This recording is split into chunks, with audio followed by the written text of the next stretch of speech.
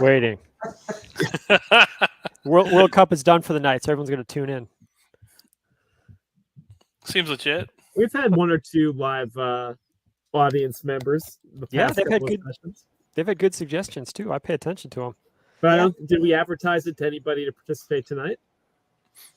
Oh, I told a couple of my friends, but I don't know. We'll see how that goes if they're paying attention to their Discord feeds. Hold on a second.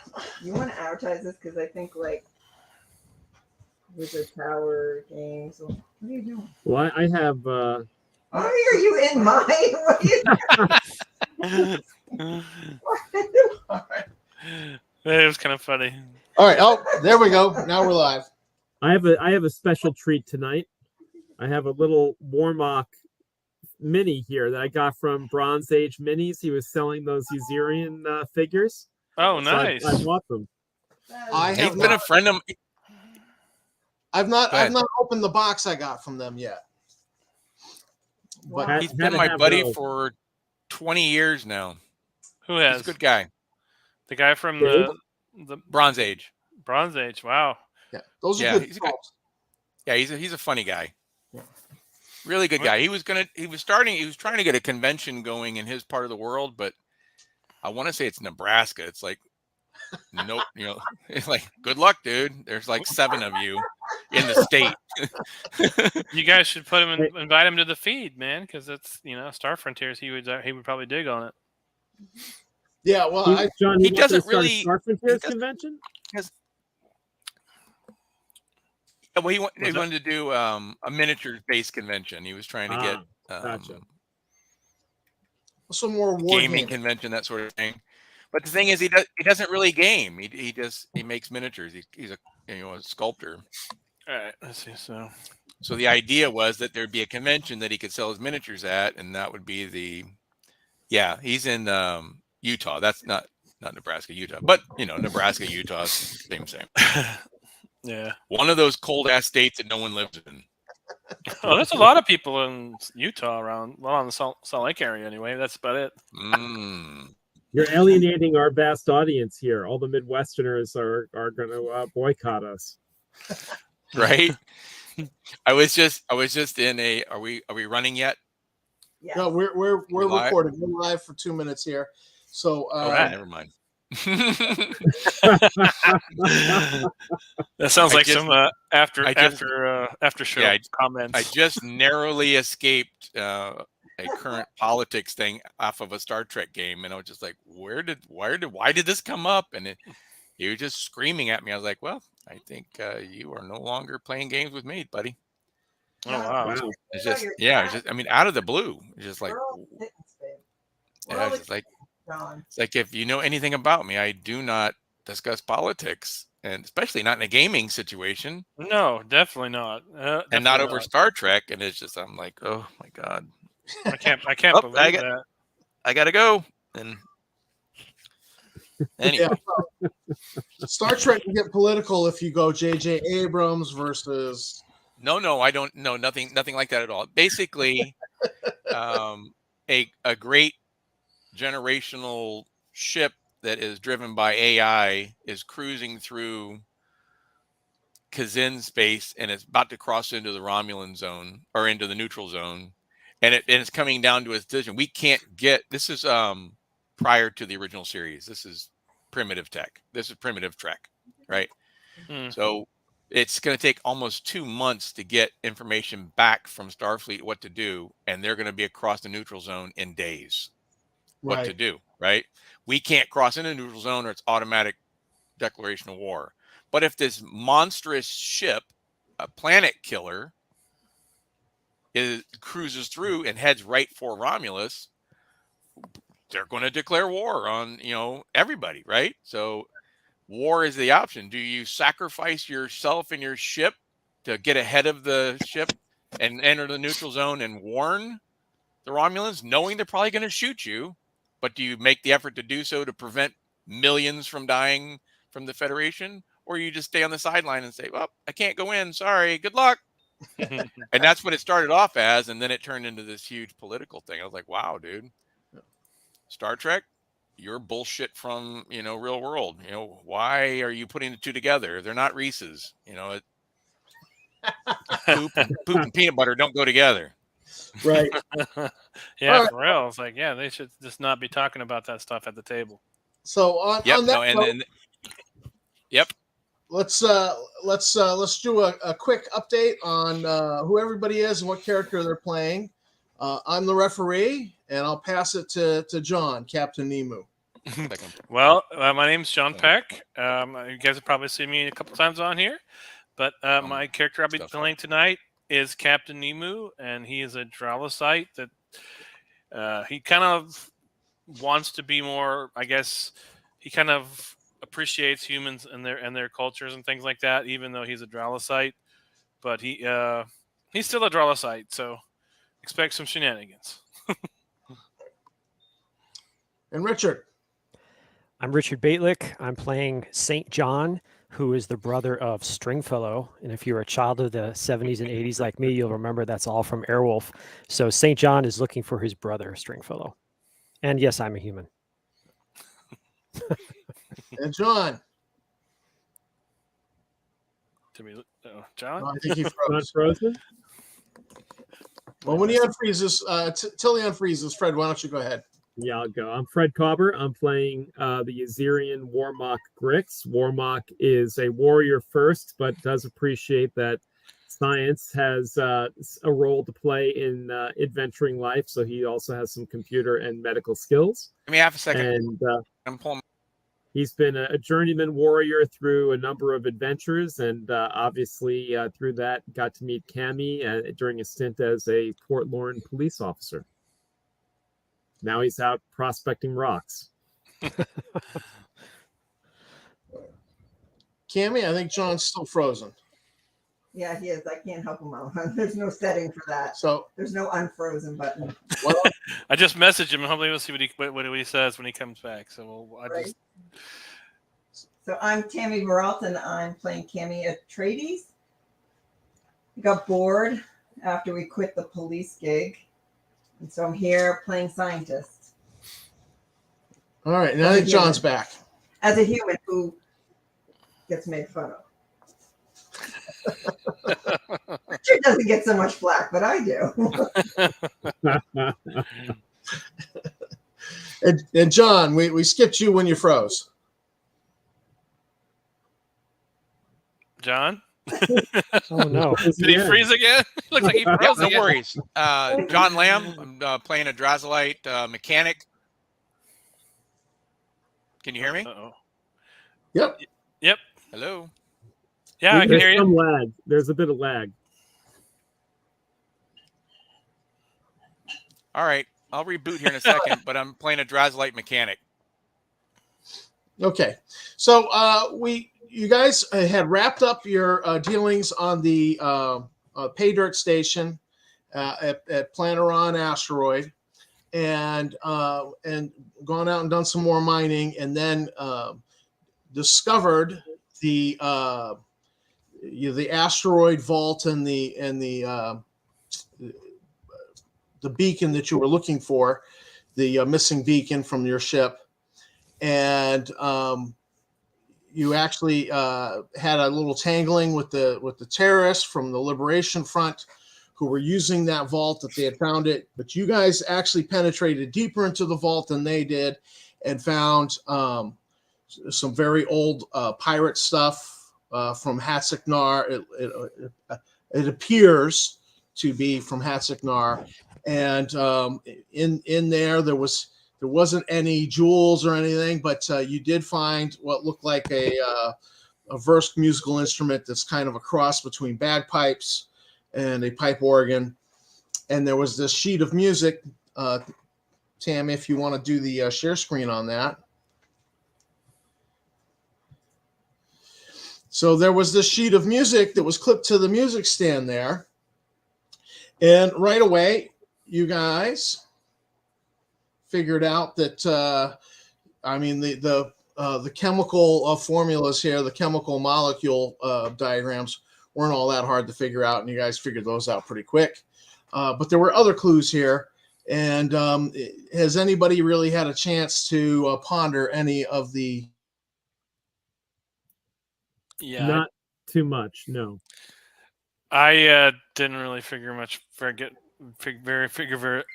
out. Wow, couldn't talk there for a second. Well, we know that 4 hydrogens and a carbon make methane. Yep. Yeah. And I don't know what those dots are. Those looks like they're counting like 30. I don't know. 333. I don't know what those dots are to the right. Okay. Those dots, the Drolocytes among the crew think that those are a Versk, like the Versk equivalent of Roman numerals. And so that's not hard to look up. And when you look it up, it's the numbers 690.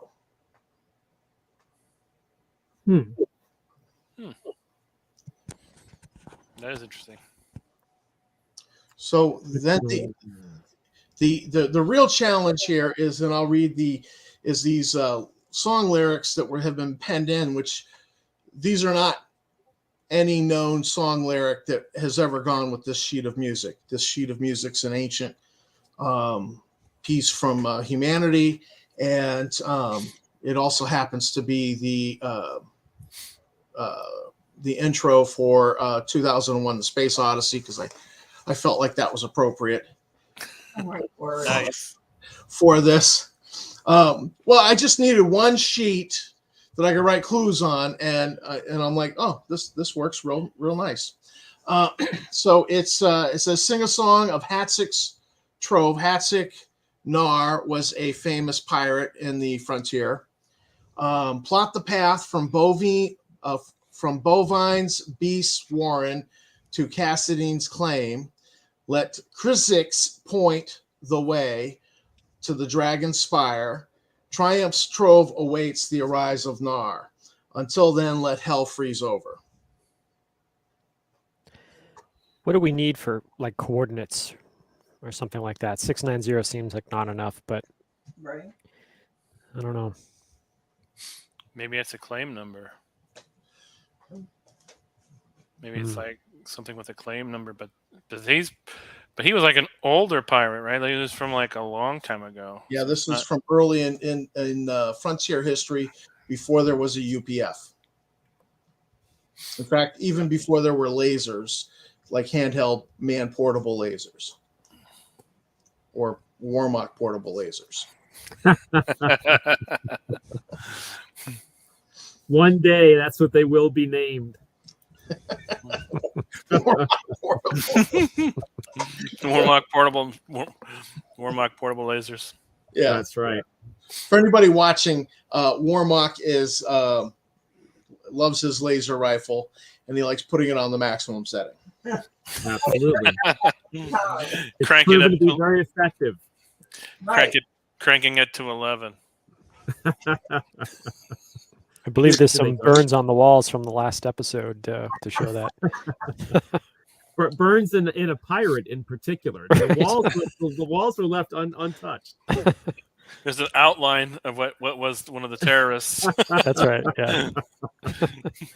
So if you look up, there's a few pieces to this that you kind of have to ask like the right question, and I have to give you the clue.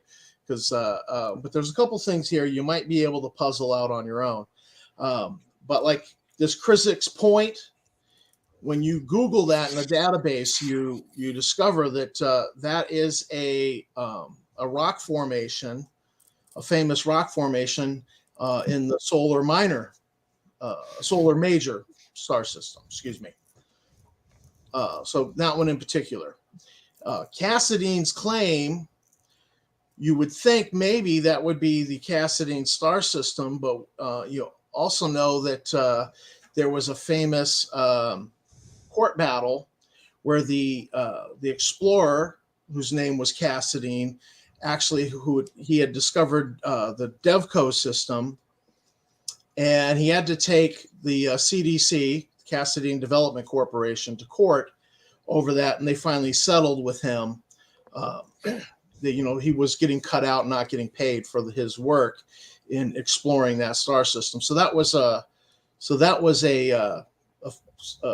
case that if you start plugging in some of these clues. So you've got a clue pointing towards solar major, and then this Cassidy's claim. It could either be Devco or it could be the Cassidine system. You have to make a decision there. Anything else? So bovine beast warren. So that could be a cow, right? So is there some reference to a cow in your bovine beast warren? So what would that be, like a glade or a dell? Capital city of the capital city in the Theseus system is called Minotaur. The planet's Minotaur. The capital city is Maze.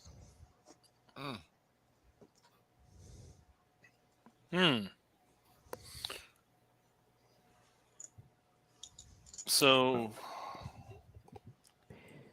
that's interesting. Is Dragon Spire a place, or is it some place that we have to find? Like, I'm wondering if this is pointing towards Dragon Spire, but if Dragon Spire is already known, does that mean anything? Well, Mount Spire happens to be the tallest mountain anywhere in the frontier, and that is on Timian in the it's on Losend in the Timian system. So this line of clues gives you potentially 4 star systems, and so that would either be Cassidine or Devco, solar major over here, and Theseus, and then Timian. Where's Theseus? Where's that? Theseus is down here in this lower quadrant, right down here, and that's where the planet Minotaur is, and the city of Maze. What if we draw lines between the pairs of names that are given and see where they intersect? Well, which system do you want to go with for Cassidine's claim? Can you put the music back, Tom? Oh. Okay, so there is a planet Cassidine, right? There is a star system called Cassidine, but you also know that there was this famous court battle called, over the claim by the explorer named Cassidine. Okay. And that involved the Devco system. So it's probably Devco, not Cassidine.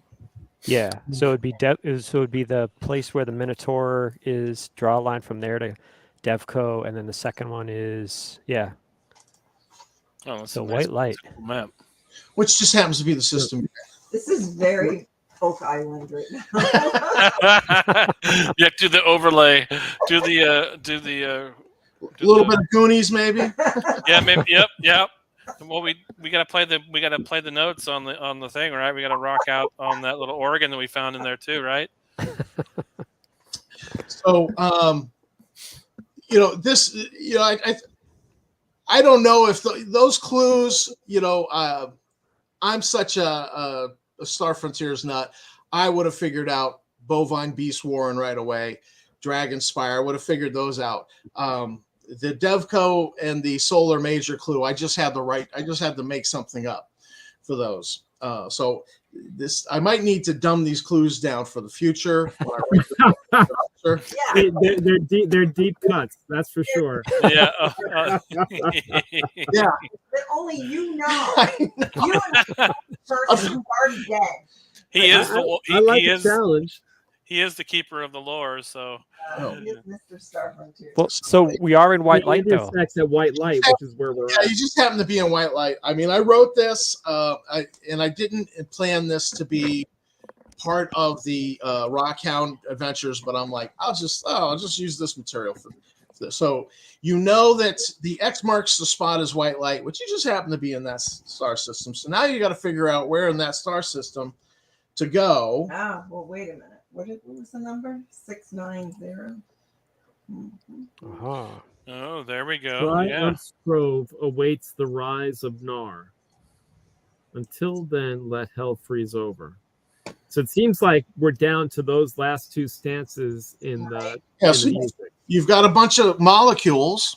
You've got some verse Roman numerals, 690. So are we looking at something at an orbit 690 Yeah. millions of kilometers from the sun there? And from when I get from the let hell freeze over is we have a planet that has methane Mm. as Oh, its yeah. atmosphere is high in methane, basically, so it's probably prone to fire, but like firestorms and things like that. You've got an orbit out here just shy of 700 Right. million kilometers, Yeah. and that's a gas giant. But when you check the compositions of its atmosphere, you recognize that the dominant elements in its atmosphere are all those chemicals. Methane and ammonia. Yeah. So, But hell probably would freeze over there. So it's going to be it because it's far from the center of the it's far from the center. It should technically, it might be colder than. Right. Interesting. So it will probably take you about 2.5 days to chart a course to that orbit if you want to go there and poke around. And what do we know is in that orbit again? A gas giant. Just a gas giant, nothing else that we're aware of. Well, I mean, the gas giant That's when we get there and put eyes on. The gas giant has a handful of moons. Okay. And I'm kind of wondering if we should maybe upgrade some of the weapons and security systems on our ship a little bit to be kind of in case we go out there and there's like more pirates or something more, so we can be equipped to deal with with whatever we come across, maybe. Yeah. Possibly. I mean, it didn't seem. I mean, this seems like it's been undiscovered. This for quite a while, right? Because it was behind that vault door that we had to basically pry open. So maybe there's people out there, but I don't think this group of terrorists that we foiled had any knowledge of this. It didn't seem like it, at least. Oh, I doubt it's them. I imagine another group. You're talking Hatzk Naar, something like 60 years in the past. Are there any moons or anything named after him out in that orbit or anywhere else in the system? That's a good question. No, you consult the database. They have very prosaic names for these moons. How about Triumph or Trove? Is there anything in system that has that name? No.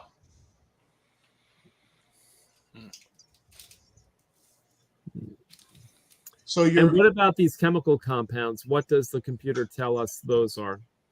Those chemical compounds are the dominant elements in the atmosphere for the gas giant.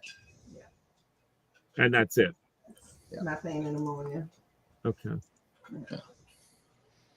They kind of point you towards that gas giant. The gas giant happens to be in the 690 million kilometer orbit. Yeah. Yeah, let's head out there. Yeah, that's too much of a coincidence. So, you're knocking off from mining, but you guys have been fairly successful with the mining, so that you're not under the gun for paying your mortgage. So it's not a problem. It takes you 2.5 days to get out there and rendezvous with the gas giant. There are 4 moons orbiting the gas giant. Okay. Okay. Are these already named by somebody, or are these? We could go alpha, beta, gamma, alpha, beta, delta, gamma. Okay. For them. So. Wonder if our document has any hints. Well, the 2 of them are just rocks. One of them is covered in ice and has cryovolcanoes. That sounds like a good place to start. Where there's rocks, there's minerals, and where there's minerals, there's mining. So which two are covered by rocks? Well, they're like Alpha and Beta are rocky moons. Delta is like Enceladus in our solar system,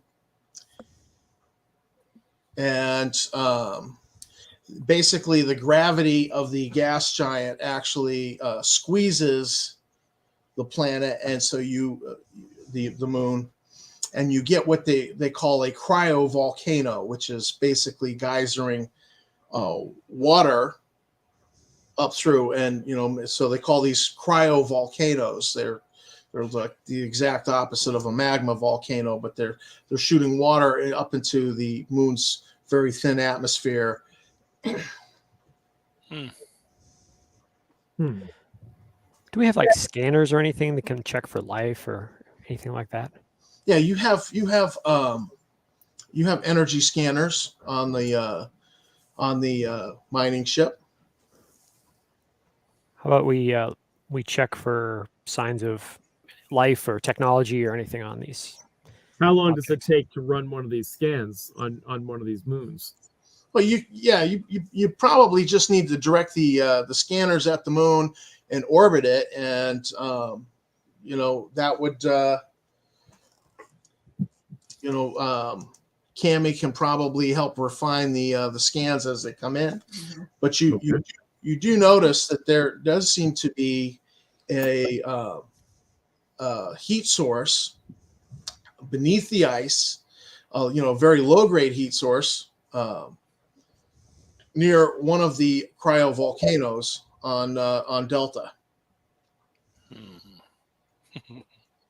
All right. So let's. Are we able to learn anything more about it through the sensors, or we just know that that's a low grade heat source? That it seems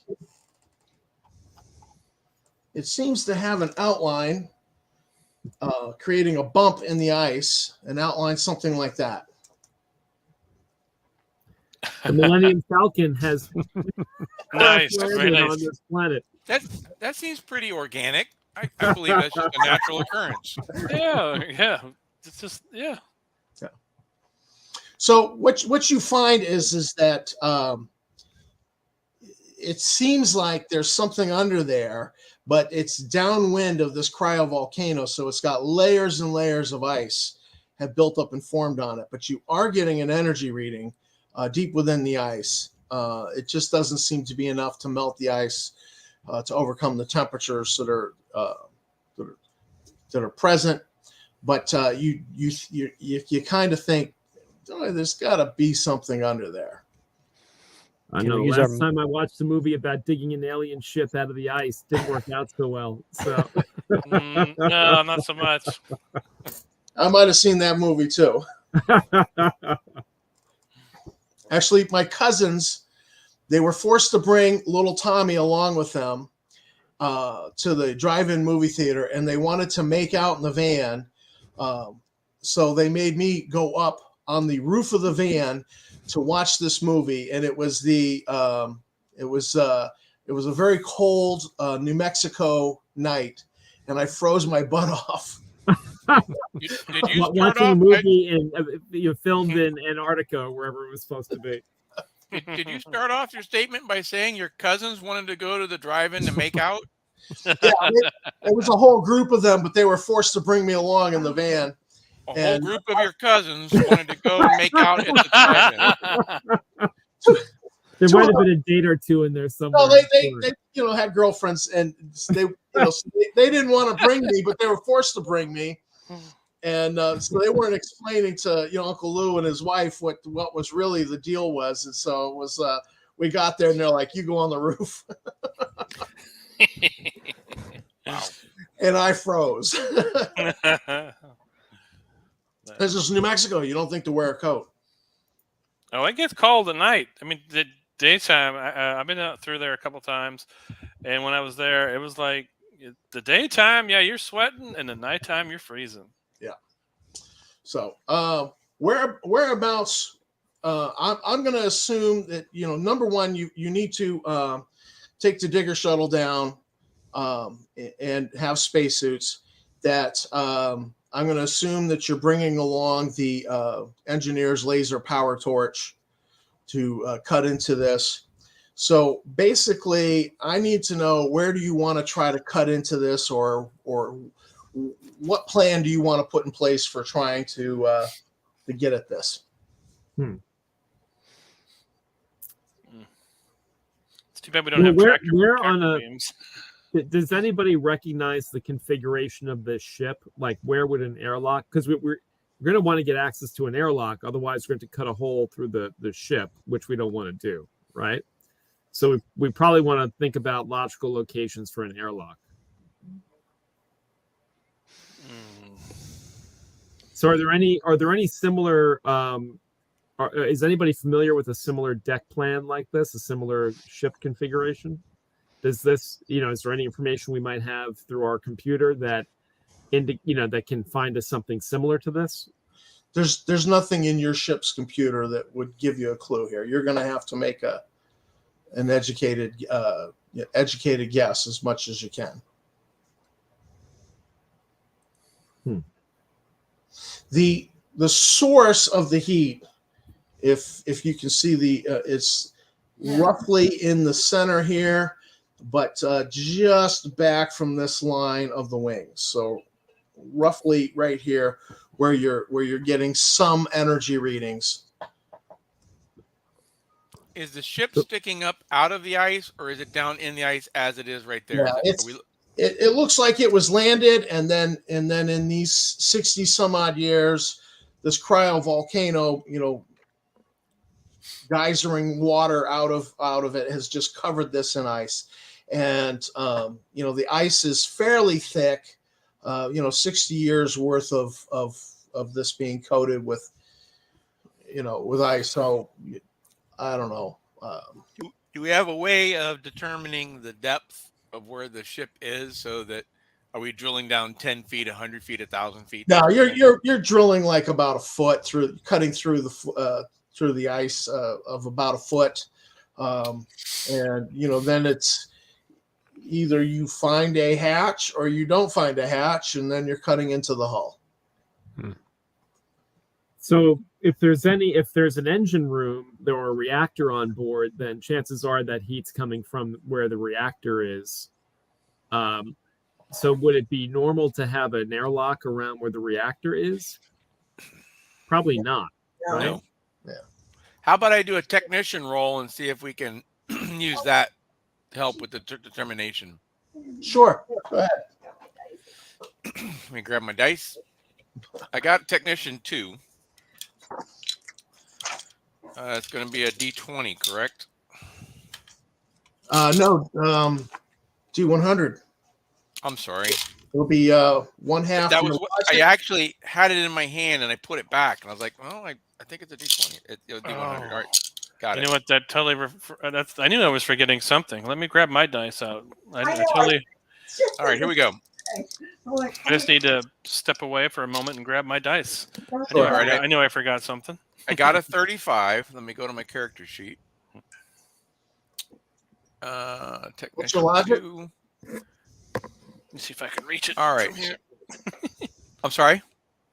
So one half your logic plus 10% per level. I can't hear you. So one half your logic plus 10% per level.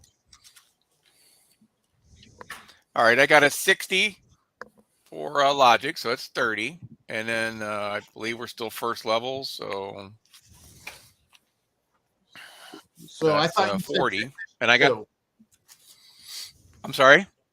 I thought you said technician 2. Yes, the technician 2. All right, so 50.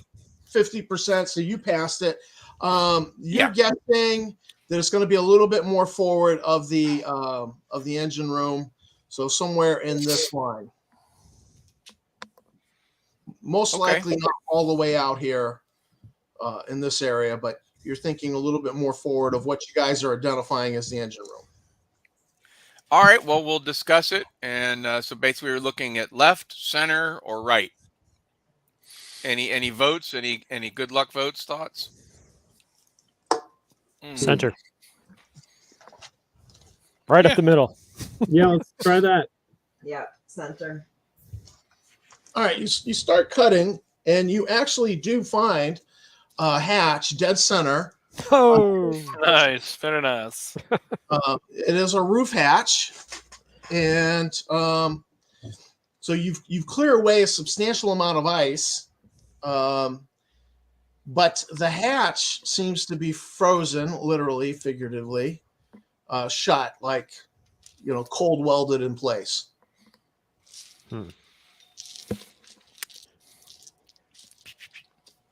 they don't want us going in there. Stay out. Keep off the grass. Yeah, right. You fools! We tried to protect you from this. What's welded in place? Just the door? The door. Yeah, the hatch seems to be like you're trying to operate the mechanism to open it. It doesn't want to move. The hatch, I mean, it just seems like I was just pulling a trailer hitch off my truck, and it was cold welded in place, and we really had a booger of a time with it. So this looks like it's going to be a little bit bigger challenge. Even though you found the hatch, it looks like it's going to be a bigger challenge for you anyways. Do we have the equipment that we think can cut through the hatch though? Oh yeah, you have a laser power torch. Oh wow. So it shouldn't be no issues then, right? I mean, that's an engineer's tool.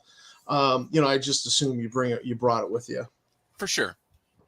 Is there anything that we can plug into at this point, outside the hatch to give us a reading on what's going on inside the ship, like some kind of computer diagnostic or something like that?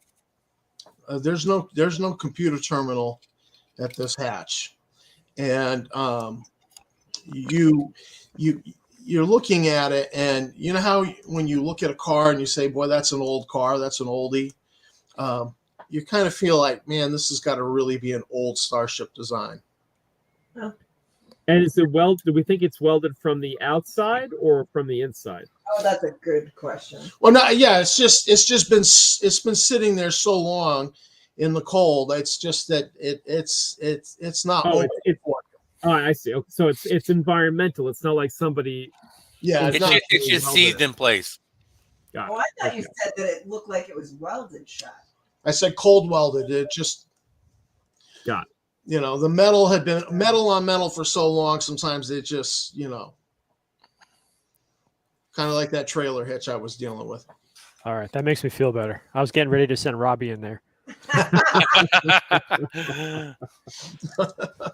Well, I guess we're gonna have to cut our way through this puppy. You want to just go ahead and cut your way in? Sure. There's a lot of other options. I mean, well, but if I guess you just heat it up and see if it pops open. See if it thaws out enough to pop open. Kind of like when you're wintertime, your car doors freeze shut, kind of thing. All right.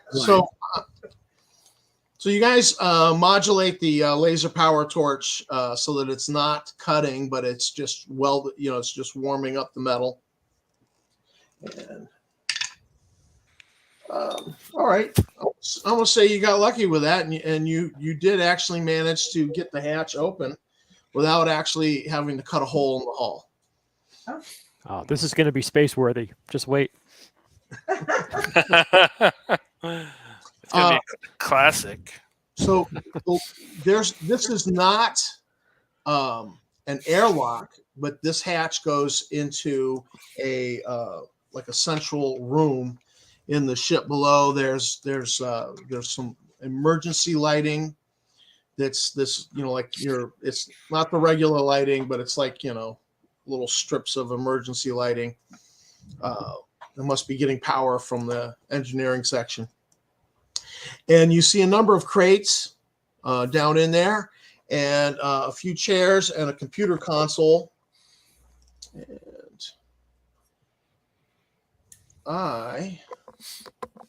Tammy, can you take it off share screen? I can.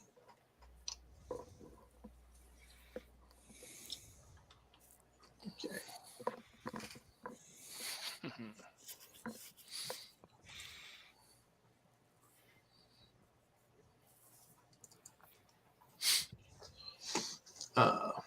So it's roughly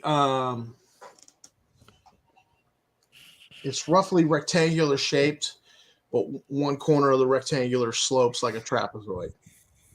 And you can see other doors, airtight, doors in there. They're all closed. There is a seating area and a chair at a computer station. And you can see a number of boxes and crates in there.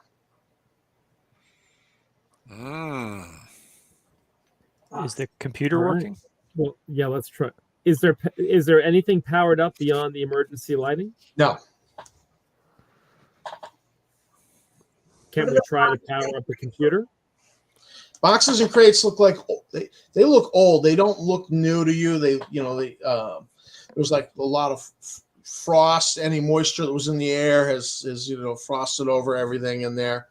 Like when you pull stuff out of the freezer and there's a little freezer burn on it. It's just that condensation of frost. Omaha steaks. That's what it is.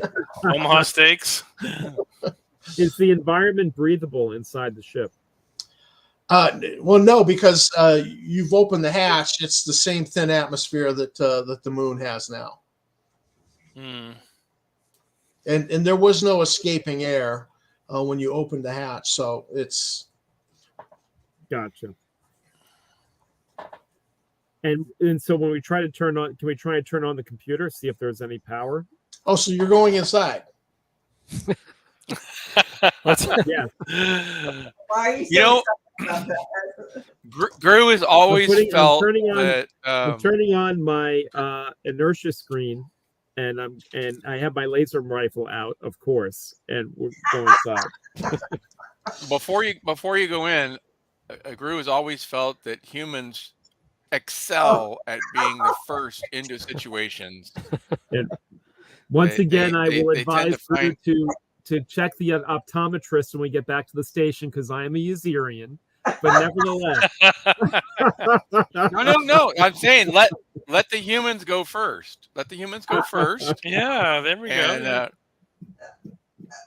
go. they tend to be lucky. They're just a lucky species, and then we'll follow up behind them. It is skill. So you come down this ladder, and the deck at the bottom of the ladder is another hatch going down. That hatch is closed.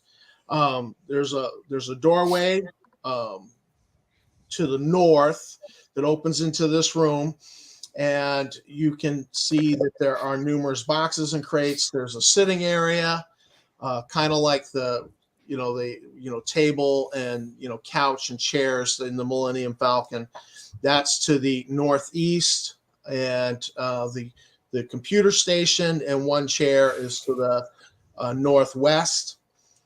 And directly east is a set of double doors. And then if you hooked all the way around to the east, going back towards where you had presumed the engineering section is a pressure hatch. And then to the west at an angle is another pressure hatch. So, Cammie, what are you doing in this space? I don't know. Why are you putting the pressure on me? Well, I'm just going to go through and ask everybody what they're doing. So I don't know. I picked you first. Yeah, don't pick me. You're the birthday It's my girl. birthday. Don't pick me first. All right, John P. Captain Nemo. Let's see. So, I think Captain Nemo. You said that how close are we to the computers? Because maybe he might want to try to see if he can do something to bring the computers up online. Okay. So you're working on the computer. St. John.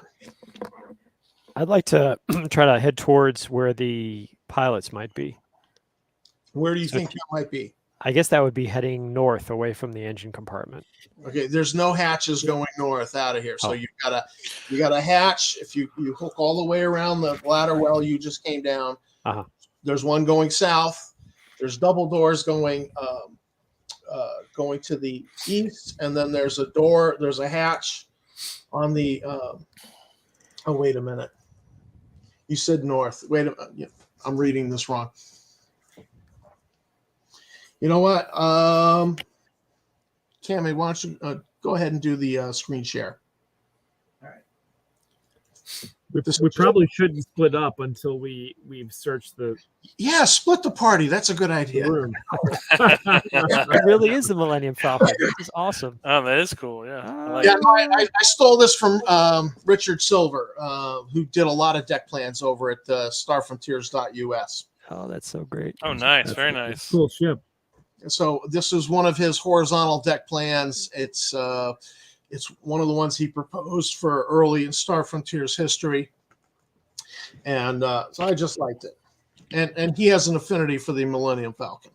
That's great. So I guess What is this Millennium Falcon you speak of? Something Yeah. from a galaxy far, far away. yeah, a long time ago. That's why it's so old. I heard that made the Dramune run in 12 parsecs. That's right. So the area that you're in, and I overlooked that there's just a regular door here, regular door there. You have these heavy double doors here, and then actual hatches exiting out. So it looks like I want to head towards the sloped off to the west there. Assuming we're north oriented on the ship, I'd want to head to the west. Okay, That one, that door. and John Lamb, Gru. There were a lot of boxes, and there could be some nefarious things afoot. So he's going to go through the boxes. Yeah, I wanted to go through the boxes too. All right, so the two of you are going. No, human, I've got this. Oh, freaking Gru. Why did I even think I was? And I'm going to check the computer station and see if the terminal is active. okay, the terminal is not Or can be active. made active. Yeah, I'm working on actually trying to see if I can get the computers up and operational, and then Okay. for me, maybe we can see if we can, bring up like a, map or something like that of the ship or systems checks to see if there's anything that maybe we can get this old bucket operational. So this computer station is the user interface is not the standard one that you're used to. It appears to be designed for a Vrusk. Oh no. So it looks old. Go ahead and give me a skill check for your computer skill. Computers level 2 coming up. Let's see. Oh, let's see. What is my? I don't think I made it. Let's see. What is my? 1/2 your logic plus 20% for your skill level. That would be a no. I didn't make it. All right. I'm gonna keep playing with it though. Okay. I can try it. I'm also a computer, but I'm only level 1. Cool. We can perhaps work together on it then for sure, and see what we can figure out. Were you within 10 points of your target number? No. Not initially. All right. I got level 1 computer also. Let me do a roll here.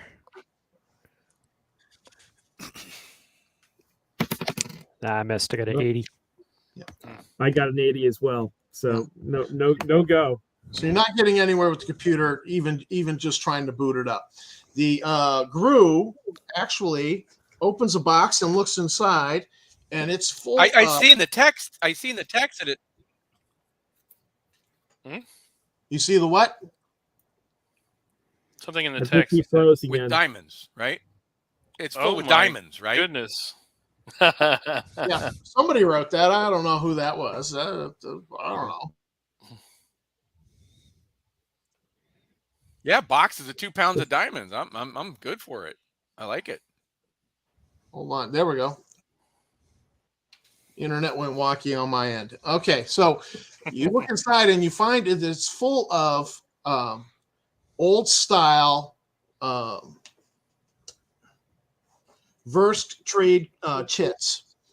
And these are no longer used on the frontier, but these are old. This is old cash that predates the UPF that Versk trade houses used. And this box seems to be full of these trade chits. Great. Do they have any value as a collectible? They could have some value. They could have some value. Is this all the boxes or just some of the boxes? It's just one of the boxes. You open another one, you find that it's full of trade chits as well. And there's a third box similar to the ones you're going through. And if you peek in there, you're going to find more trade chits. And if you had to guess, there could be somewhere north, somewhere around 100,000 of these trade chits in there. So if they even have a little bit of value each, it might be something that you can sell. What are they made out of? Like plastic or something like that, or are they like something? Yeah, they're I hadn't even made up what they were made out of. It's just a Versk cash from before the frontier. I was thinking if they were metal, we could probably melt it down and have it refined into core elements if they're worth nothing. Yeah, so we're going to say that they're made of plastic and metal. They're not something you see, but it could very well be something of value. Are there any markings? To the right collector, it could have some value. Are there any markings within this room that tell us the name of the ship? Any markings that you see are in a Versk script. So you would have to be able to read a Versk script, and there's no Versk in the party. So we take a picture of it and send it to Robbie. Yeah. Yeah. Well, I see, because my guy grew up on a Versk planet, so I think that was one of the things he had. I mean, he wasn't fluent, but I think he had some knowledge of Versk. Yeah, you recognize that everything's Versk user interface. Any markings you see are like Versk markings, so you're familiar with it. It's kind of like me reading a Spanish newspaper. I can puzzle a few things out, but I really and it's kind of probably how I figure Captain Nemo would be like, oh, I recognize this, but yeah, if there was something that was like danger, it was like a Versk symbol for danger, I would rule that you would recognize that. You don't see anything like that you would recognize. Can I get to the cockpit there and see if I can fire this thing up? So you find the pressure hatch is very stuck. Go ahead and give me a ability check against your strength. 97. Forget it. Need some help here, folks. Yep. How close am I to? I'm going to power on my When Gru gets the opportunity, he's going to head. I'm going to power on my exoskeleton and try and pry the door open. Oh, nice. All right. Well, with this exoskeleton, I'll let you pry the door open. So you go down that hallway and get to the cockpit. Yep. And you find the cockpit is also in a powered down situation as well. Any dice hanging from the roof? Oh my gosh. Sabac dice? Yeah, perfect. Does the co-pilot's chair have a lot of fur on it by any chance? Oh my god. Or maybe there's like a frozen stuffed animal there. So do Versk play craps? I mean, do they have? Why not? I don't know.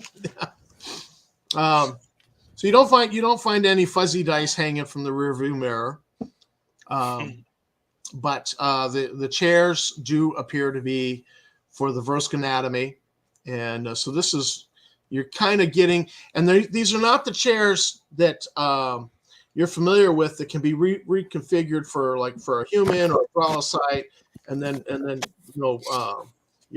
you pull a lever and you can switch it around, and a verse could use it. So these are very old style of chairs in here for the verse. Mm. I don't know, people. I feel like we need to fly this thing out of here. That would be mission success. Take this thing home. Yeah, and that'd be kind of cool. We need somebody that can. We probably need to find a Vrusk pilot that can. Maybe we can see if we can get it. Check out the rest of the engineering or whatever like that, and then we can try to power it up. All right. Let's try to restore power. Yeah, I saw John said Gru's going to go into engineering. Oh, okay. I missed that. So, all right. So you go back around to engineering. Gru's going into engineering alone. No, I'll accompany him. I would say the rest of the group should stay together though in that central chamber, or wherever we like. But let's not separate the party too severely. agreed. So I'll be Gru's bodyguard. So if as we have to separate it all, let's have the humans going one way, and the rest of us will go the other way. Hey, somebody said Dante, the RPG hero, says let's tow it. We should tow it. Oh, good idea. well, yeah, you can tow it, but it's buried in ice. So It's only buried under a foot of ice.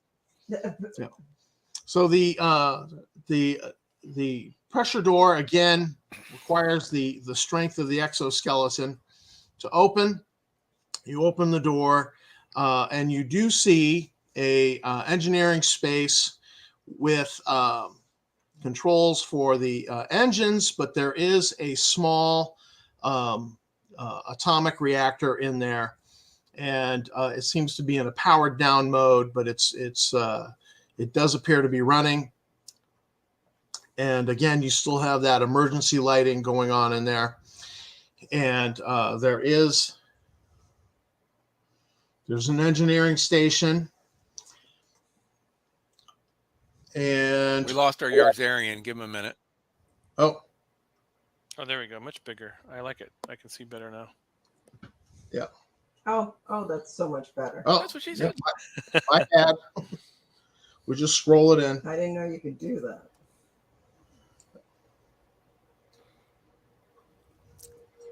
Reinvite Warmack back into the group. Uh-oh. Oh, yeah. Oh, God. He's waiting. There we He's go. waiting. There we go. Thank you. So as you enter the engineering space, the central area here, this is the atomic reactor. But over here, and you remember the recharging stations for the Borg in Star Trek? Yep. Yeah. Yes. Well, there's two of those, and they have anthropomorphic verse robots in them, and suddenly those robots start to move. Oh, no. What? And they're headed towards the two of you.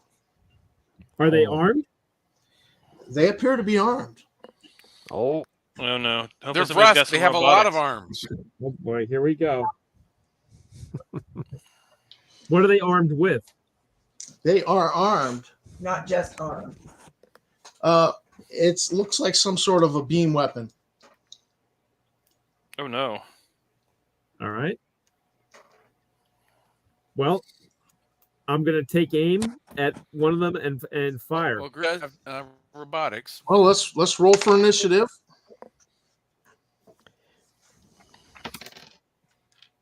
Everybody. All right. Well, let's just do by team. So, very appropriately, since these guys have been sitting there doing nothing for 60 years, I rolled a 1, so they're a little. I got a 3. So the dice. That's my initiative modifier. Yeah. So between the 1 and their I rolled a 9. Yeah. So you guys are going to get the jump because they're a little sluggish, and that seems to be appropriate anyways. So go ahead and take your shot. All right. Laser rifle can fire 2 rounds unless you're doing careful aim. I am going to do careful aim, but I'm going to Yeah, please. I'm going to set it on setting 10 because we're in the engine room here. Okay. So he's being cautious. Nothing like an atomic breach. I got a 52, which should be a hit. Okay. So 10d10. 10d10. Why don't you roll 1 dice and just multiply it by 10? All right. Well, Thank you. that's not good. I got a 1. Oh, I like the other option better. Go ahead and roll. Awful. All right. Roll them. Yeah, go ahead and roll. 12, 19. I mean, law of averages would say you're probably going to do about 50 points of damage. 40. So I did 43 with 5. So why don't you just double that? Okay. Smoked. Yeah, it's still moving. And what's crew doing? It's still moving after. He's going to close distance. There's not much distance to close, and he had power torch in hand, so power torch to robot face. What's that? No, you don't actually have to close distance. You can use the power torch. It's got a limited range, but you can use it as a laser rifle. Power torch it is. Here we go. What setting are you I on? rolled a 42. The appropriate setting for being in engineering.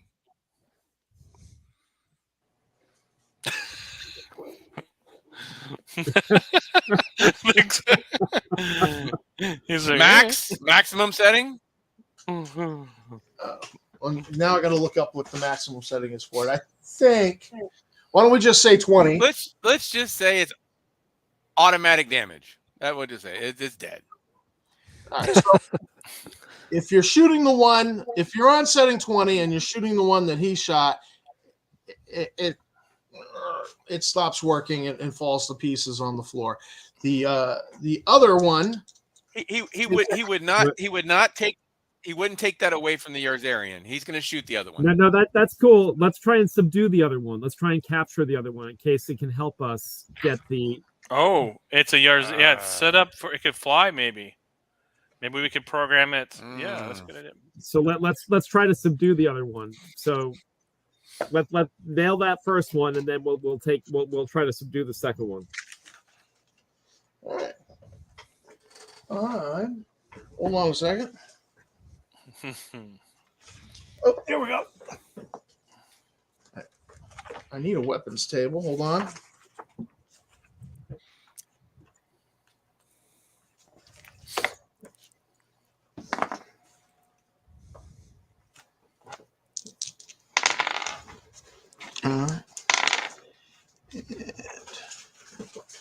So Warmock, it shoots you, and then you recognize the effect. I mean, you don't recognize the weapon because it's so old, but you recognize the effect. It's an electro stunner, and so you take 40 points of electric damage.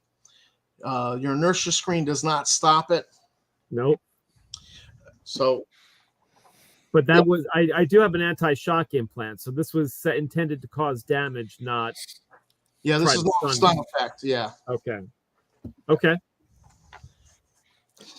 And everybody else is kind of choked up in the room behind you. So new round.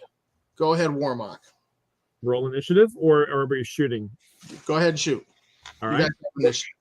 So what I'm going to do now is I'm going to pop it. I'm going to take out a tangler, and I'm going to try and hit it with a tangler grenade. Yeah. Okay. That's what I was going to do. Okay. Oh, I got a 75, which I don't think is going to hit. All right.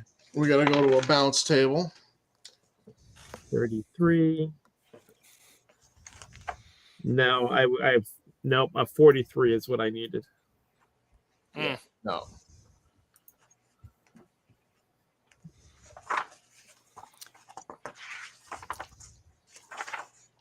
I don't have a Tangler grenade, but I do have a laser torch turned at 20, so I'm going to use that. Go ahead. And then hopefully there's something left that we can subdue. You ready? Sure. I don't need to look this up. I got a 006. That is a good roll. Nice. So I hit. So, I didn't want it to kill my good friend, so it's probably center mass. Good shot, Gru. All right. Nicely done, sir. Nicely done. So I'm going to go with 6 as an average roll, and 20 times 6 would be 240. So you destroy this robot. Okay. Well, not useful now. Oh no. All Okay. right. Oh wait, So no, much 20 for- times so mu- 6 is 120. 120. So much for subduing it. Oh, excuse me. Yeah, I'm doing bad math. No, 120. No, it's still moving. It's taking another shot at Warmock. Uh-oh. Oh. Can I use a Tangler grenade? Yeah, but you're not in that room. I'm not yet. I thought we all. 10 and 10 and Oh, 3. I thought we were all moving towards it, but 3 okay. and 8 I thought we all is went in. 31. So Did it hit me? it hits you for 31. Ooh. 30. Oh, and what did it no. hit me for before? 40? Yeah, you had 40 before. So I'm down. Oh It just got me. Yazarian down. Medic! Stunned? Stunned? Gru. No, I'm bleeding profusely. Oh no. I'll help you out in just a second.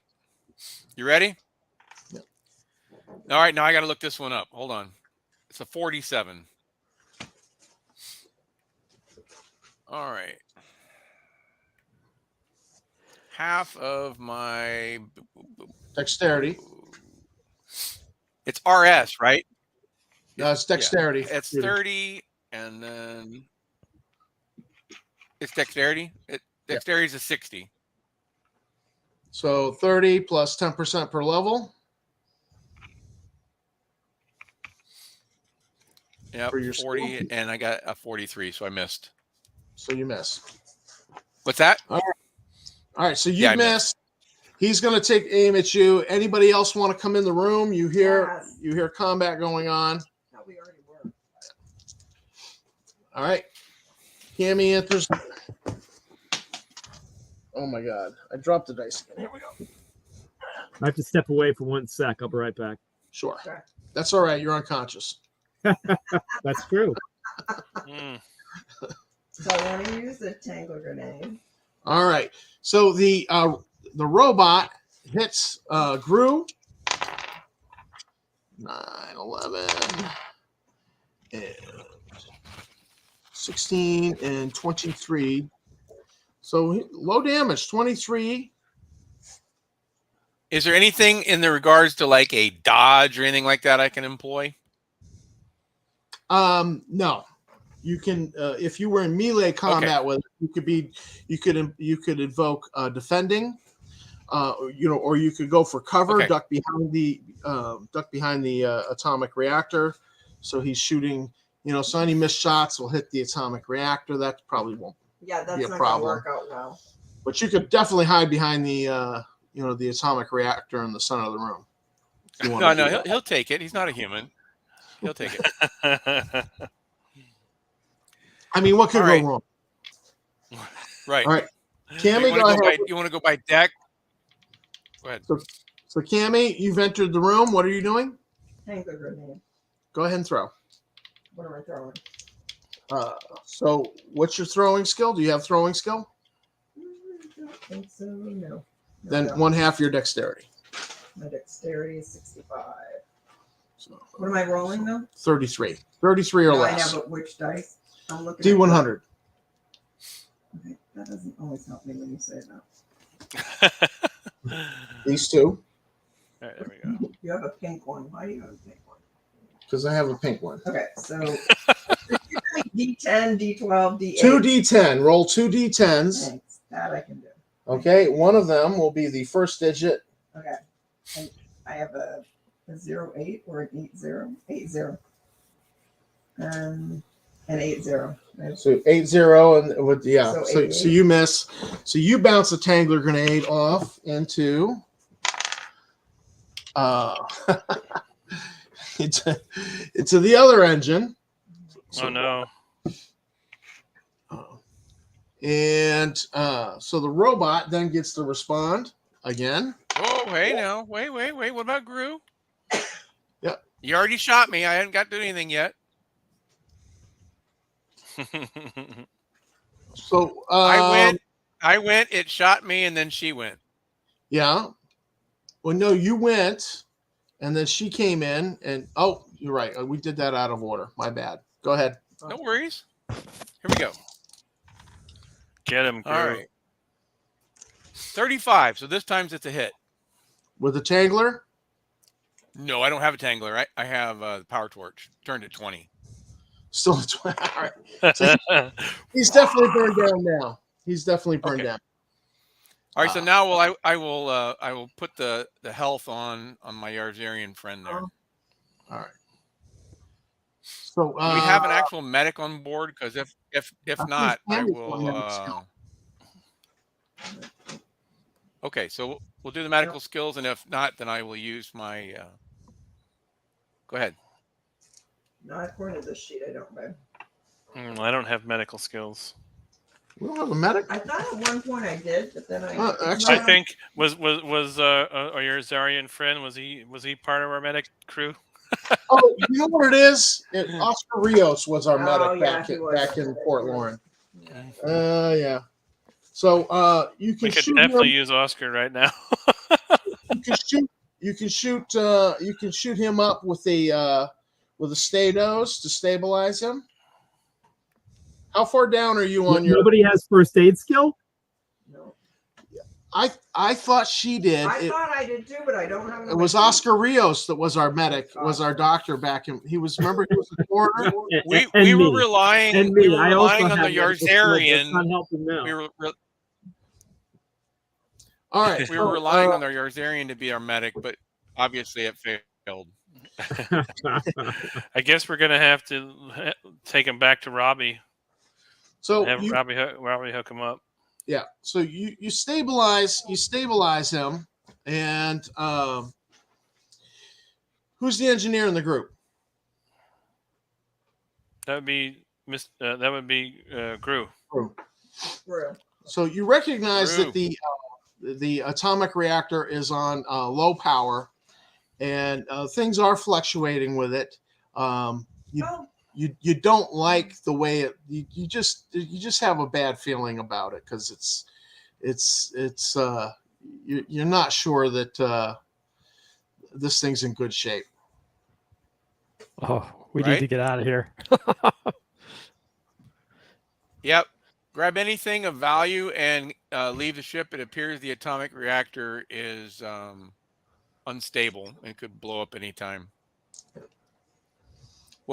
We'll grab the. He's strong enough. He's just going to pick up Warmock and carry him himself. Oh, we got comments. I didn't even look at here. Let's see. Oh. Turn on the heater, they said. Yeah, I keep forgetting to read the comments. Yeah, I do too.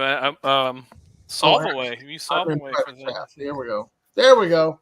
Is that the atomic reactor? Is it because of all the commotion that we've had going on in here that No, possibly could have caused it, or is it just because it's just due to age? It's fluctuating, and you're not able to you weren't able to turn the boot any of the other computers on yet. Although I don't think you tried on the bridge. There is a computer terminal in here. You can try booting that up. Yeah, we could try that. We could also maybe prep to get any of the cores out so we can take them with us. Because maybe there's some other more valuable Well, treasure let's do a somewhere else. diagnostic first. We'll do the quick, safe diagnostic first, and then see if it's even viable or it tells us to get out immediately.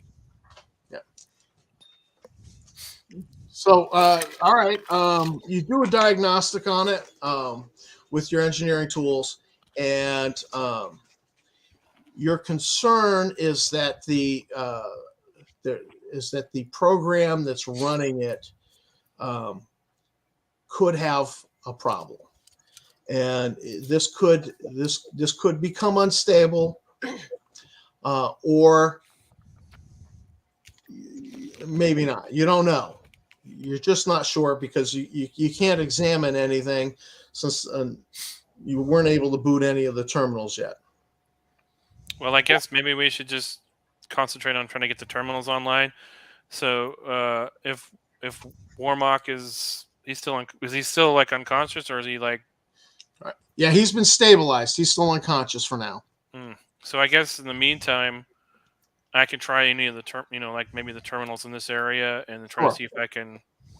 Go ahead, make a computer roll. I'm taking Warmock back to the ship now. All right. Ooh, very nice. I got it. We're there. All right. The money.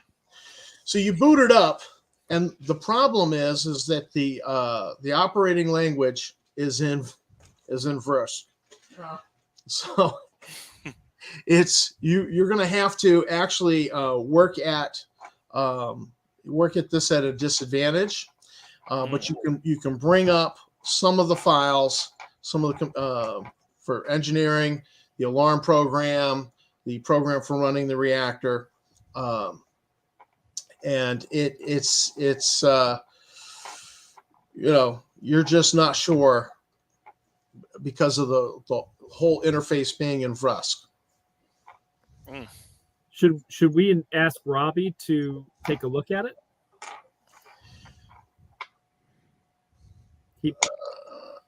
He knows Vrusk, right? So he might have a better opportunity. Is Robbie's still on the ship? You came down by shuttle. Yeah, I think Gru just took him back, so we can have him. Yeah. We can let Warnock rest on the ship after he gets medical attention, and then have bring Robbie. Gru bring Robbie back down. All right, so that's going to take a little bit of time. Do you want to play with the computer? Do you want to explore the ship some more? I think the original plan was to to find anything of value. Obviously, we should probably do that just in case this doesn't work. But we should maybe have everybody else kind of gather up anything about go through the stuff and anything of value while. Yeah, I'm going to continue to try to figure out the operating system. I mean, like, this kind of looks like, the Vrusk version of Windows 3.1. I haven't seen that in a long time. So I mean, Windows 3.1 in a long time. So, man.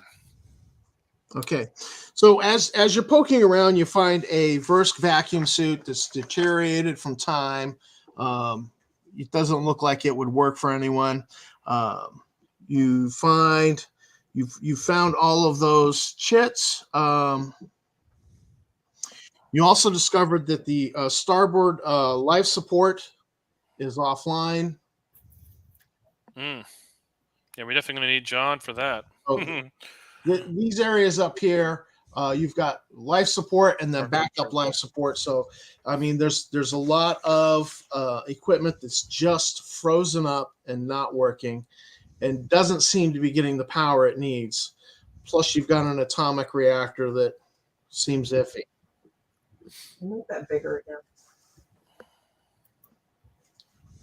All right, focused on. All right, and look at that motorcycle over there. Right in the corner? Yeah. Well, Richard Silver's into motorcycles, so I'm not surprised there is a motorcycle on this deck plan. Nice. Is it a Vrust motorcycle? Well, you haven't actually gone out there yet, Yeah, we so don't even know. Okay. That would be super freaky. Okay, so I'm gonna keep playing with the operating system and see if there's anything that I can do that I can kind of figure out, and I'm gonna keep playing with it while, like I said, everybody else is kind of gathering up goodies. okay. So as you're playing with it, I've just rolled for you. You've managed to get into the like the binary portion of the computer programming, and so you're bypassing the verse language, and you're into the the ones and zeros portion of the computer programming. So you're not going to be able to you're not going to have flexibility. But what would you like to try to work at? Well, like you said, we think the program that was running the reactors was a little bit whack, so maybe I can try to look at that to try to see if I can figure out what happened with that. Maybe I can stabilize it, Okay. hopefully, without blowing us all up. Go ahead and make a computer roll. Come on, dice, be nice. Oh, just made it. All right. What you've discovered is that the program is just corrupted from time, and you're reasonably certain that you've bought yourself some time with this, that it's not going to go nuclear on you or meltdown or anything like that. So you can poke around the ship safely. You think you've bought yourself at least an hour. Mm. Wow, we got here just in time. All right, and I let the rest of the crew, rest of our guys know. It's like, hey, yeah, there's no saving this ship. I mean, I was able to stabilize it a little bit. I don't think there's really much more that I could do. We've probably got about an hour tops. Maybe if before we got to get off this thing before it becomes a melted slag in the middle of the ice. So I guess we go through the case. We go through everything and get what we can and get away from this place. So. All right. So what are you doing next? I do want to try to save the cores, though. If I can grab the computer cores, because they might have some other information, like maybe there's more treasure or something out there we can look for. So I want to try to see if I can score take the computer cores with us. Anything like that we can maybe look at, try to clean up somewhere else on our ship, maybe, and try to see if we can get more data off of those. Okay. Did anybody go into the cargo room full of all the boxes of treasure? Nobody's gone there yet. I know. I wanted to go in there. Okay. So were you saying, Tom, though? So you want to pull the computer core that has the program that's just barely keeping. Okay. So we probably would do that. Well, I want to try to get data off of it. If there's any way I can get data from this, I want to try to get the data without pulling the cores, or maybe the backup cores or something. Hey, gang, remember the clues say that it's the rise of Naar, right? The Triumph's Trove goes to the rise of Naar. That could very well mean the rise of this ship. So we got to be careful what we choose to do here, because we might work our way into an unrecoverable situation. That's why that's why I kind of want just the data because we can't fly this ship. This ship is not going to. All right, so you're looking for some memory devices, some floppy disks, the verse version of floppy disks, to try to pull data. And while you're doing that, I heard Cammie say she wanted to go into the cargo area. Yeah, I'll go in the cargo area too. Okay. So as you go out, you find that that one area right here is an airlock, and then you enter the cargo area. There's numerous crates and boxes in there. some of the there's roughly like about 20 boxes that are it's wood lats type of thing, and then packing, and you can tell that in those boxes is it's like a packaging for a statue, where it's a crate, but you can see into it, and you can see that there's packing in there, and there's about 20 of these statues. They're of Versk. They they look like, well, I don't know why they have them, but probably that it was worth something. Do we see a gold box with winged creatures on the top? So you find 20 of these crates, which are Versk statues. The statues are 50 kilograms each. You don't know what they're worth. You find 5 crated paintings. So it's clear that they were collecting stuff on this ship. And then you find another big packing crate with 100 bolts of some sort of silk in there, and some more boxes of Versk trade kits. Try saying that five times fast. So that seems to be the sum total of the portable loot that they had on the ship. And you want to do... What about the motorcycle? Is there truly a motorcycle there? No, there's no motorcycle there. Oh, okay. The captain's quarters, like, is that the captain's quarters that's over there with that, like, king-size bed, that area? Yeah, that would have been like the captain's quarters, and then there's like crew quarters. Well, have we looked in the captain's quarters to see if we can... I mean, we're times of the essence, so we're not, like, fooling around here. We gotta be quick. All right, and so you don't really find much in the captain's quarters. It's you find what looks like an antique needler weapon in there. You find some ammo for it. There's I will confiscate both of those. Okay. So might be a collector looking for something like that. Vrust collectors. I mean, we get anything, especially Vrust, we can maybe go and sell it at a Vrust planet. I mean, the value of the ship is really in the fact that it's a historical artifact. Unfortunately, it's going to blow up. Is it definitely going to blow up, or do we? I mean, it was stabilized, right? For about an hour. About another hour. Right. So can we video the ship? Maybe we should make a historical record of the ship. Fire up Instagram and start live streaming. Facebook Live. Got my Facebook Live right now on my TikToks. Got the TikToks. That might have some value. Especially if we miss something, we might be able to catch a clue. Oh, good point. You video. I mean, have somebody just run through and video everything, and right. So you're hauling the heavy you're hauling the stuff out of the ship. No, I don't think we have time. We're carrying stuff. I mean. Yeah. We can kind of just form a chain, and anything that we can throw out that's we know is possibly valuable, just kind of like put it outside, so in case get far enough away where if this thing blows, that right off the bat, the gravity on the moon is lighter, but some of these things are bulky, like those statues. They're 50.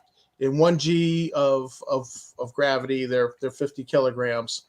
You could have led with that. Like, we didn't know that till now. Yeah, so some things are bulky, some things are not.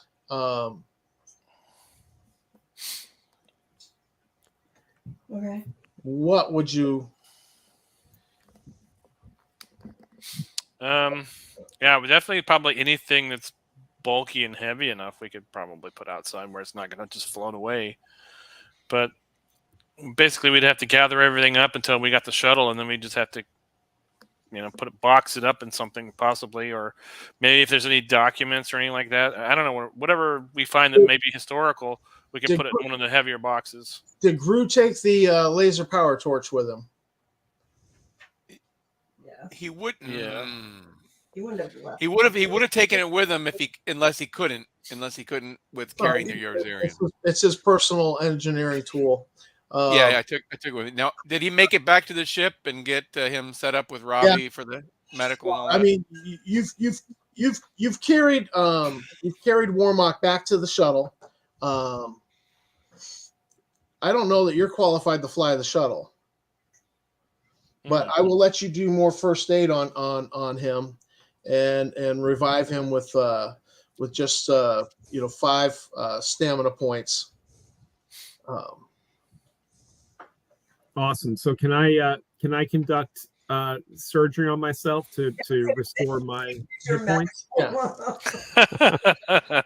You confer with Robbie over the radio, and Robbie walks you through reviving him, and Go, Robbie. so you can do major surgery on yourself to get back. I rolled a 28. Yeah. He's like, hold on a minute. Let me stim pack myself. Oh, okay. Hold on. This is gonna hurt. Oh, Hypo spray. So I forgot about that. So let's get. How close is the shuttle to the ship? Babe, can you take that save? Can we get it closer? can I? I'm sorry. Hold on a Yeah, second. get rid of that. Get rid of what? Click outside that zero. Click, there you go. Click anywhere. Oh, There sorry. you go. There we go. Sorry about that. It's okay. So yeah, you're not that far. I mean, it's just going to take you like roughly 10 minutes to get back. We'll say that Gru has chewed up 30 minutes of that hour that the Captain Nemo. So another 10 minutes to get back. So you get back as they're pushing stuff out that hatch on the roof of the ship. So I would turn on my exoskeleton and run faster back to the ship. First of all, I'm putting on my spacesuit armor this time, but I'm using my exoskeleton Good to idea. get back to the ship, and that'll help me lift heavier stuff as well. Okay. Nice. Very nice. Do we have any sort of dolly or grab sled or anything like that at the shuttle to use? Yeah, not on the digger shuttle. The digger shuttle normally is just your bulldozer for chewing into asteroids. Right? Mm. And a dolly or something. And Did anybody try to video the ship? I would question the presence of his spacesuit armor being on the. Well, that's fine. I should have thought to mention that explicitly before. It probably would have solved that problem, but nevertheless, because I don't think electrostunners could penetrate spacesuit armor. But nevertheless, See, I think that because, like I said, Nemu was trying to find all the data that he could. I think he would be trying to take pictures and things. Yeah. Like he would be trying to document as well. So whatever, like you said, in case there's any other clues, because this is cool to him. This is a puzzle. This is kind of like, it reminds him of he was used to read like the human books. Like, what was that book called? Treasure Island. Yeah. I know. I mean, I was trying to do it through because he's very familiar with the captain, the whole Captain Nemo thing. So he kind of he likes the nautical. Oh, Yes. yeah. Yep. He likes the whole nautical thing. So I just rolled and he was able to locate some verse data cubes. You recognize those. You think you have downloaded a substantial amount of information off the verse computer onto those cubes. Nice. Very nice. Awesome. So that would be a problem. did anybody video the ship? Who's got a video camera? I mean, I would assume we all, some device is capable of recording. Good iPhones, right? If we have iPhones today, then maybe the Chronocom. Yeah, there you go. Yeah, the Chronocom could probably do it, right? It's a well-known fact that all Draz lights carry GoPros. Yeah, that's right. Everyone knows that. You should probably invest in a wide field recorder next time you're someplace that you could buy stuff. I'm Good pretty idea. sure we bought 5 of those. So I'm going to assume that you grab the trade chits and the 5 packaged paintings, the 5 crated paintings. That those would be very light to get out. The statues, they're bulky. I don't know if you want to go for the statues or do you want to go for the big crate of 100 bolts of some sort of silk type material. We're getting everything we can. So anything that looks like it's valuable, we're gonna do our best to get it out of there. I will carry with my exoskeleton. I'll carry the bolts of silk crate out by myself. Yeah. Hopefully, I can do that. So. And as many statues as we can just keep going. You guys grab the statues if you can. Is there anything else that we think is of value in the cargo hold? Did Kimmy find anything good in the captain's quarters when she looked? No. Yeah, she found like antique weapon, dirty clothes, dirty space underwear. Pirate underwear. Or old antique breast poo. I'm gonna sell that. So there really wasn't much of interest in the captain's quarters. Can we look other places though? Yeah, we haven't looked in like the crew quarters there. Okay. Well, I literally feel like I'd just be running around while they're doing all this heavy lifting, just trying to find something. Okay. You don't really find anything of interest in the crew quarters. The most interesting thing you found was that antique looking needler pistol, which you took, which you did bag. And they're hauling most of the cargo out through the hatch. Right. And you're kind of getting down to running out of time at this point. So what would you like to do as far as you're going to just take the memory cubes that you think you've downloaded, added, leave the computer core? Yeah, because if we take that out and we go boom, boom. It could be a problem. Might be a little bit of a problem, yeah. And I believe, without looking it up, without stopping, the self-destruct on a atomic drive ship is like a 10-minute, and I don't know that that's enough time for you to get to your shuttle and get your shuttle out of range. Sounds like we should go. Yep. How much time do we have right now? Yeah, you're down to your last 10 minutes with all of this running around. Wow, we probably need to go. All right, well then let's head to the shuttle. Yep. All right. We gone. Okay.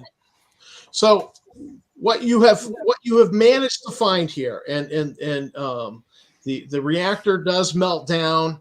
The ship doesn't blow, but it is a meltdown, and it becomes a problem in that the reactor does melt down and go through the hull into the ice beneath it. But what you have found is an intact, well, not quite intact anymore, a pirate ship from Hatzk Naar's fleet, making an historical item. So this is going to give you guys some notoriety, being the ones that you're the ones who found it. You have some stuff of value that'll have to be appraised that you should be able to sell, and it'll be a good payday for your ship. Pay your mortgage, pay you guys, put some money in your accounts. But more than anything, it's the notoriety, and the professor who actually owns the Rockhound, your mining ship. Up. He's we own the Rockhound. We bought it. We own it. We bought the Rockhound. So he's probably like, the professor is actually very excited about you finding finding this, and so he's very interested in what you have found, and so on and so forth. So he might be a source of information for you on the stuff that you. Is he interested enough in buying it? So, How interested is he? The professor is our black market contact for moving silk. yeah, what that silk actually is it's actually very valuable. This is the history. What's that? Go ahead. Go ahead. Well, John was saying something. Is this We the missed history what you said, professor John. that doesn't like history? Yes. One and the same. He just didn't like the books that you had, but so he's interested in it, and the silk that you found, it's turtledrum spider silk, so it's very valuable. It's something you'll be able to sell, I'm going to rule that you got about half of those statues off the ship before you ran out of time. Those are valuable. They were thought lost, way back. So it's kind of like, oh, you found this, so those are valuable. The trade chits, they're no longer in use, but there's some value there. So you're gonna get some money for that. So all around, this is a score. The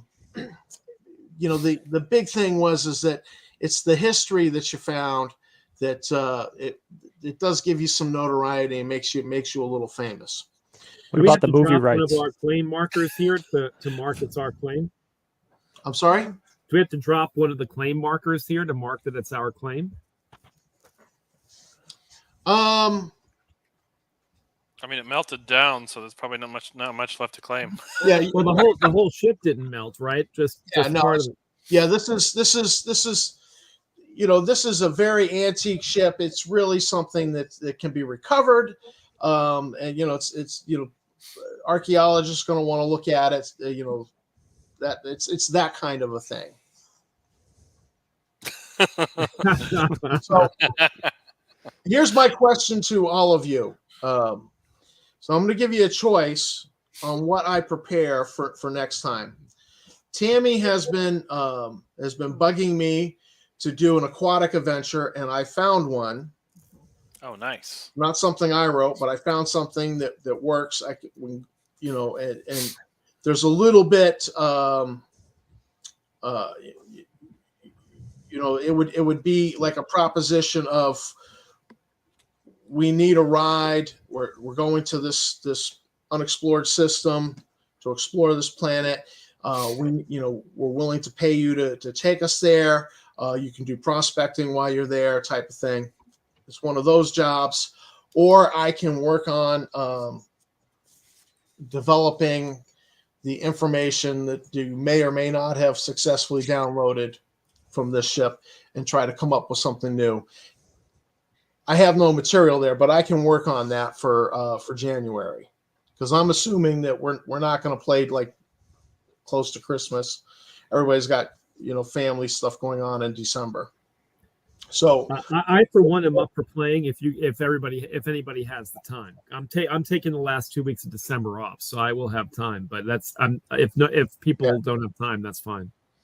I think we've got family stuff, and I'm going to be gutting one of the rooms in the house after Thanksgiving, doing the new floor and gutting and figuring out. I've never done drywall. I have to figure out drywall. So me and YouTube will be doing that sounds like fun.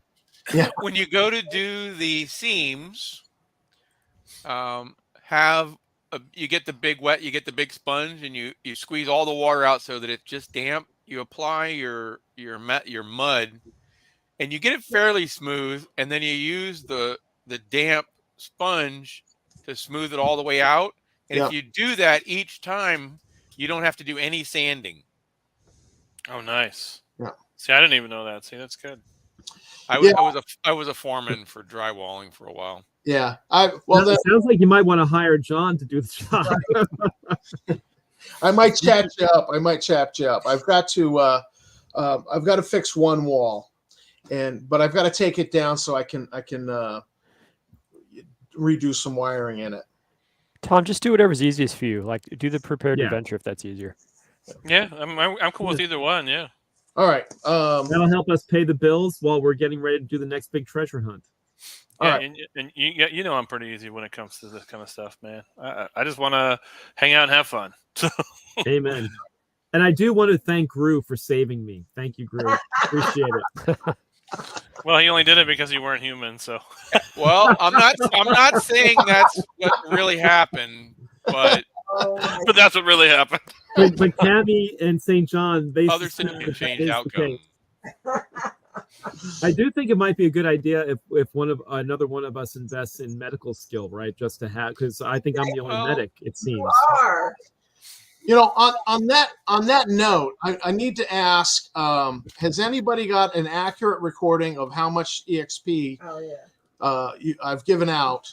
Because Tammy's never written it down on her character sheet. I think I do. We got 3 in the last session. I'd have to go check my notes, but I can send that in our Facebook chat. Perfect. I'm pretty sure I have an accurate. Yeah, recording. I hope so too, because I was taking notes and I failed to. I can't find them, so apparently I didn't save them. And all the notes that I have apparently did not save. I'm I pretty put the sure we're money at 50 in the right private now. chat. Our money history is in the private chat. Okay, cool. Yeah, so probably I think I might have given out 3 and 3, and I'll give out 2 for this one. There wasn't that much action here, although somebody did come close to death. I was gonna say. Yeah, So robots. I think you're up to 8, and I would recommend that maybe Tammy's character should, because she has psychosocial PSA, so medical skill would be the cheapest for her. Yeah. So at least, you know, if not Tammy, then you know maybe somebody else has enough skill, enough EXP to buy first level med. It might be smart to double up. Yeah. I assumed we had medical skill represented multiple times, but that was me thinking of remembering Oscar, and he's not playing with us. So Sadly, What stat falls under for medical? medical's part of the psychosocial PSA. Oh, okay, I got you. Yeah. So it tests off of Yeah, I logic, got the engineering one. and so it's a psychosocial PSA or biosocial PSA, excuse me. And Tammy has environmental skill and psychosocial, which are in that PSA. She just doesn't have medical. Right. So Gotcha. Makes sense. yeah, I would say we should target for like maybe the first week in January. But, And if we Sounds have to good. do it sooner, right? Yeah, that sounds good. yeah. Tom, are you going to let us know what the value of our haul was? The silk, the statues. Yeah, let me do a little bit of number crunching, and I'll throw it up in the group chat as well. Okay. And we're more than happy to Just call it a license million access to the creds. Make historical it easy site. on yourself.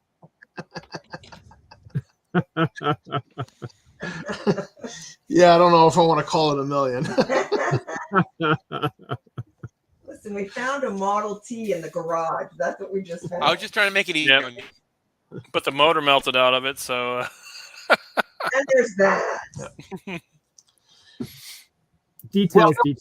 There was a chance that it could go boom, and there was that chance, and it didn't go boom. It's just that that the computer, playing with the computers was always going to be tough because it was always in verse. It was always in the verse language. We might need to diversify and get ourselves a Rusk teammate. I know. yeah, we definitely should maybe see if Oscar's available. We can hire him we can recruit him for the next session.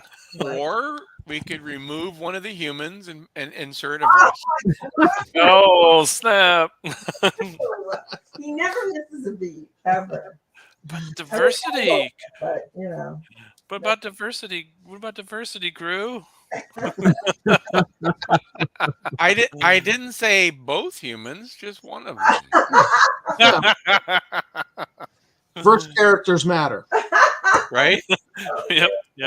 So, yeah, well, always a little bit of diversity in the party is always good. But Right.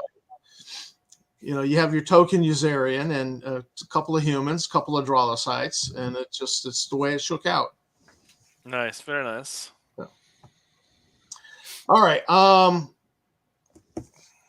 got a feeling I'm going to be slammed here with the house renovations because it's flooring, electrical, and then that one piece of wall that I've got to demolish and redo. So I really want to push it off to like the first week in January. That's totally cool. All right. So if I and that gives me a little bit of a chance to read that module, read that one out. It's exciting. And brush up on things like the bends and Yes, it's a thing. Diving equipment. They belong in a museum. I love it. All right. Well, good game. And, it's sorry you didn't get to fly the ship out of the ice. That's okay.